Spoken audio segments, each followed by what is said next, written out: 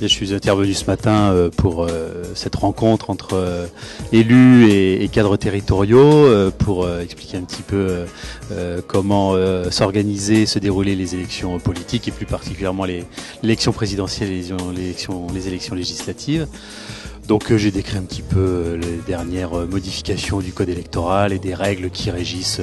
notamment la propagande électorale et le financement des campagnes électorales. Voilà, devant un auditoire qui je crois était assez expert lui-même, hein, donc avec des questions assez pointues,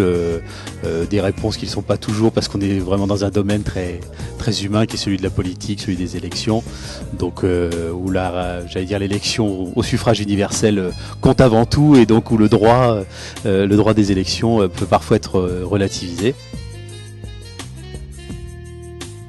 On a eu l'occasion d'avoir un échange très constructif avec les participants à la matinée, sachant que ce qui a été présenté, c'était l'activité des instituts de sondage et notamment de l'Institut CSA à l'occasion de l'élection présidentielle et des élections législatives, allant des enquêtes d'intention de vote préélectorales au dispositif d'estimation des votes le jour des élections, et donc les questions notamment posées sur les méthodologies employées, sachant que beaucoup d'entre elles peuvent faire débat aujourd'hui sur l'agenda politique et médiatique, notamment autour des pondérations et des redressements.